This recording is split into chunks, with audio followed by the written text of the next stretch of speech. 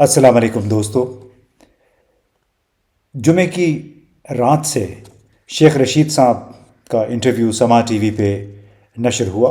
بڑے انتظار کے بعد 2-3 دن سے اس حوالے سے چیمیں گویاں ہو رہی تھیں اور بالآخر وہ انٹرویو نشر ہو گیا. اس انٹرویو سے یہ توقع کی جا رہی تھی کہ وہ عمران خان کو بہت لعن طعن کریں گے، ان سے علیحدگی کا اعلان کریں گے اور شاید کسی نئی پارٹی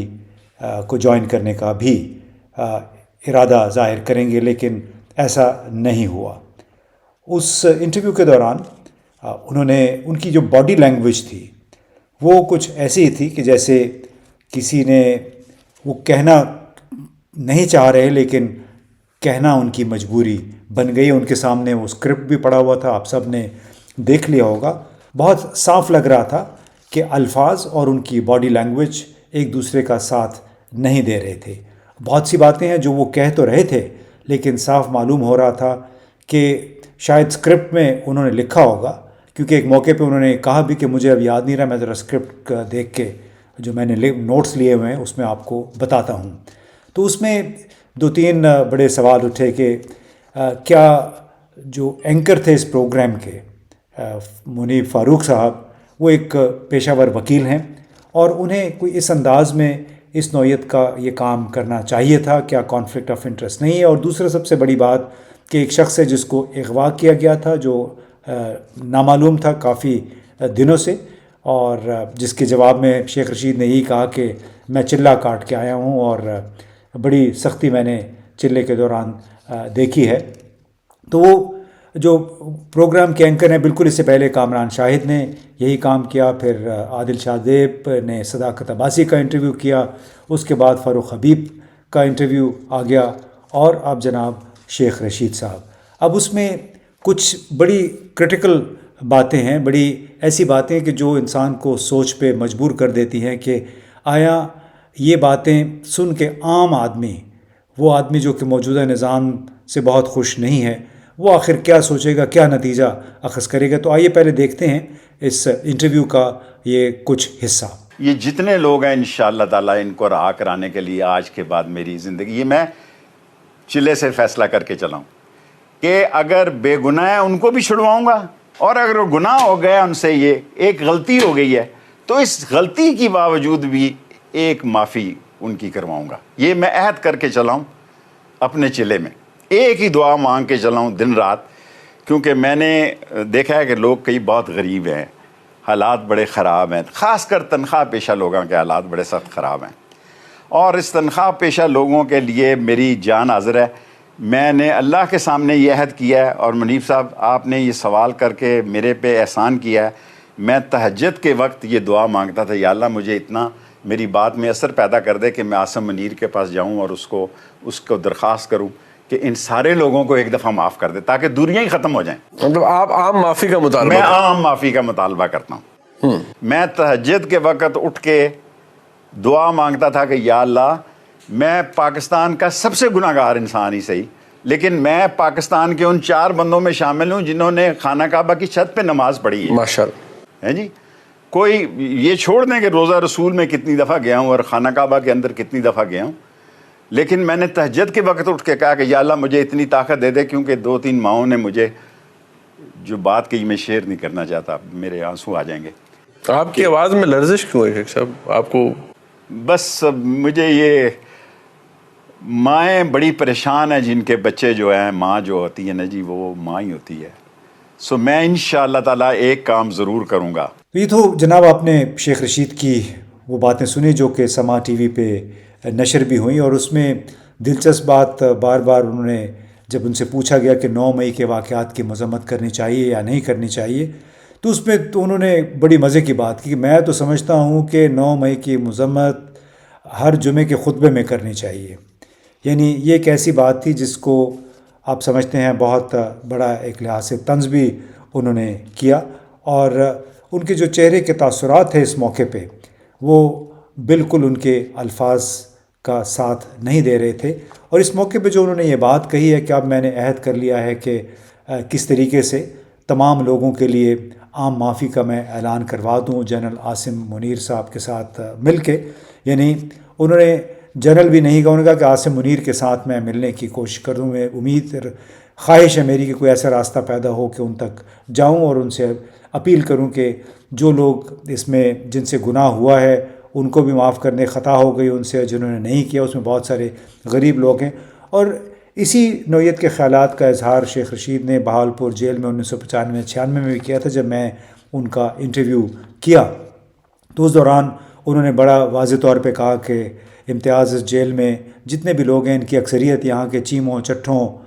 سیدوں سیدزادوں کے ستائے ہوئے ہیں، ان کی وجہ سے لوگ جیلوں میں پڑے ہوئے ہیں. اور یہاں میری کوشش ہے کہ جو چھوٹے چھوٹے جرائم کی پاداش میں یہ لوگ یہاں پہ بند بیٹھے ہیں ان کو میں ضمانت کروا دوں، یہاں سے نکلوا دوں. تو اس وقت جو پاکستان کی صورتحال ہے، یعنی پہلے عثمان ڈار، پھر صداقت عباسی، اس کے بعد پھر فاروق حبیب اور اب شیخ رشید، اور پھر آپ نے دیکھا ٹویٹر پہ یہ میں دیکھ رہا تھا کہ پی ٹی آئی کے جو مرکزی رہنما تھے، خیبر پختونخوا میں سینئر وزیر بھی تھے، تیمور سلیم جھگڑا، ان کے گھر پہ جو کہ اسلام آباد میں یا ان کے بیوی بچے رہتے ہیں. اور تیمور سلیم جھگڑا کا خود معلوم نہیں وہ کہاں پہ ہیں، لیکن وہ ٹویٹر پہ ضرور ایکٹیو ہیں. اور انہوں نے اپنے گھر کی جو سی سی ٹی وی فوٹیج ہے یہ ٹویٹر پہ ڈالی ہے کہ دیکھیے کس طرح نقاب پوش لوگ رات کے اندھیرے میں ان کے گھر آئے، معلوم نہیں کس کی تلاش میں تھے.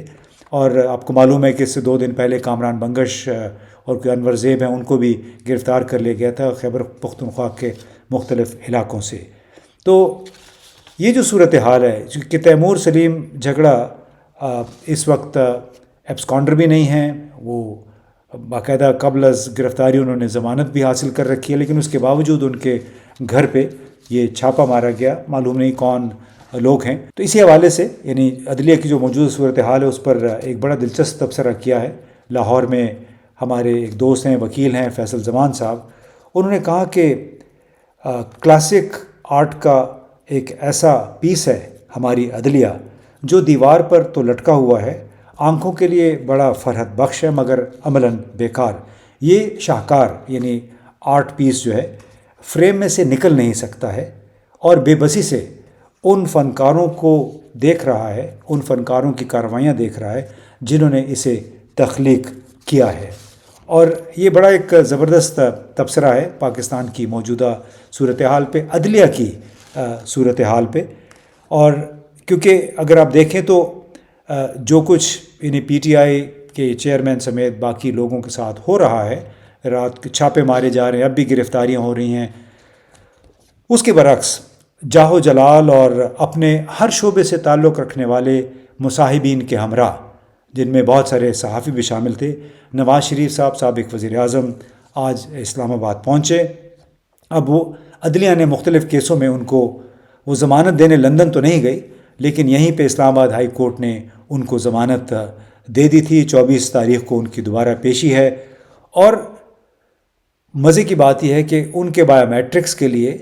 اسلام آباد ہائی کورٹ کے اہلکار اور خصوصی عدالت کے اہلکار بنفس نفیس اسلام آباد ایئرپورٹ پہ پہنچ گئے. اور یہ آپ اس کی تصویر بھی دیکھ سکتے ہیں، نواز شریف اپنے بایو میٹرکس کروا رہے ہیں. اور اس کے برعکس اگر دیکھیں جو حال ڈاکٹر یاسمین راشد اور اس طرح پی ٹی آئی کی دوسری رہنماؤں کا ہو رہا ہے کہ انہیں اب بھی مسلسل کیسز کا سامنا ہے، الزامات کا سامنا ہے، ان کے خلاف کئی کیسوں میں فرد جرم بھی عائد ہو چکی ہے اور ان کو ضمانت ملتی ہے، جیسے صنم جاوید صاحبہ کو ضمانت ملی اور پھر وہ منسوخ ہو گئی. تو یہ تمام تر صورتحال قاضی فائز عیسیٰ صاحب یعنی ہمارے چیف جسٹس کے لیے کیا ایک تازیانہ نہیں ہے. جو لوگ اس ملک میں قانون کی حکمرانی اور عدلیہ کے ٹرانسپیرنٹ کانڈکٹ کی بات کرتے رہے ہیں، ایک بہت بڑا سوال ہے ان کے لیے کہ مختلف مقدمات میں سزا یافتہ مجرم، اب ظاہر ہے قانون کی زبان ہے، قانون کی زبان میں نواز شریف صاحب کو یہی کہا جائے گا کہ کم از کم ایک مقدمے میں سزا یافتہ مجرم نواز شریف جو کہ ایک علاج کی خاطر بانڈ پہ گئے تھے، کیا انہیں براہ راست جیل نہیں جانا چاہیے تھا؟ کیا ان کی اس نوعیت کی حفاظتی ضمانت ہو سکتی ہے؟ یا پھر یہ ایک نیا ہماری تاریخ کا چیپٹر ہے جس میں آپ نے دیکھا ہوگا کہ پاکستان بھر کے تمام اخبارات میں جو فرنٹ پیج ہے، پہلا صفحہ ہے، اس کے 80-90% سپیس پہ نواز شریف کی واپسی کے اشتہارات بڑے بڑے چھپے ہوئے ہیں. پاکستان بھر میں ٹی وی پہ بھی میڈیا یہ کیمپین چل رہی ہے، اور اس پہ نہ جانے کتنے کروڑ روپے خرچ ہو گئے ہیں، کتنے کروڑ روپے اس ہوائی جہاز پہ خرچ ہوں گے جس سے پھول کی پتیاں نچھاور کی جائیں گی جلسے کے اوپر. نہ معلوم کتنے ہمارے ڈسٹرکٹس ہیں پنجاب کے، ان کی پوری ایڈمنسٹریشن کا خرچہ آیا ہوگا جن کو پابند کیا گیا ہے کہ وہ جلسے کے لیے آئیں. تو وہ لوگ جو پاکستان میں مالی اصلاحات کی، اسٹرکچرل ریفارمز کی بات کرتے ہیں، اس میں ورلڈ بینک بھی شامل ہے، اس میں IMF بھی شامل ہے، اس میں بڑی مغربی حکومتیں بھی شامل ہیں، ان کو کیا یہ نظر نہیں آ رہا کہ پاکستان کے حکمران اپنے پیسے، اپنے عوام کے پیسے، اصل میں وہ عوام کے پیسے ہیں، وہ قرضوں کے پیسے ہیں، وہ قرضے جو ہم ان سے لیتے ہیں بڑے اداروں سے اور پھر یوں خرچ کر دیتے ہیں، کہ وہ کیسے صرف ہو رہے ہیں. اور پھر انہی حکمرانوں سے یہ جو شاہانہ انداز حکمرانی ہے، اسی کی مدد سے دوبارہ یہ برسر اقتدار آتے ہیں، اور یہ وہی پیسے خرچ کر رہے ہیں جو کہ اصل میں مختص ہونے چاہیے پاکستان کے غریب عوام کی فلاح و بہبود کے لیے. اب امید پاکستان اس کو کہا گیا ہے، لیکن امید اب یہی کرنی چاہیے کہ اس امید سے کچھ ترقی کی، کچھ بہتری کی کونپلیں پھوٹیں گی. اب دیکھنا ہی ہے یہ کونپلیں کب پھوٹتی ہیں، یہ مائنڈ سیٹ پرانا جو ہے پرانے پاکستان کا کب تبدیل ہوتا ہے. لیکن اس میں بحیثیت مجموعی جو صورتحال ہے وہ ہم نے بیان کی کہ عدلیہ کے لیے، اعلیٰ عدلیہ کے لیے، عدالت عظمیٰ کے لیے ایک بہت بڑے سوالات ہیں. قاضی فیضیسہ صاحب بڑھ کے باتیں کیا کرتے تھے حکمرانی کی، قانون کی حکمرانی کی. اب ان کے سامنے جو کچھ ہو رہا ہے، یہ PTI کے 3 رہنماؤں اور شیخ رشید کے ساتھ ساتھ ایک کنٹراسٹنگ تصویر ہے نواز شریف صاحب کی واپس آمد کی. تو آیا یہ عدالت عظمیٰ کے لیے یہ ایک بہت بڑا چیلنج ہے یا نہیں، یا پھر یہ چیلنجز محض عوام کے لیے ہیں، عام لوگوں کے لیے، میرے لیے، آپ کے لیے، کہ ہم سے چھوٹا سا اگر جرم سرزد ہو جائے، خطا ہو جائے، تو اس کے پھر سال تک ہم پیشیاں ہی بھگتتے رہتے ہیں، وکیلوں کو پیسے دے دے کے ہی تنگ آ جاتے ہیں. کیا پاکستان کے اکثر عوام کی قسمت میں بھی یہی لکھا ہوا ہے؟ بہت بہت شکریہ.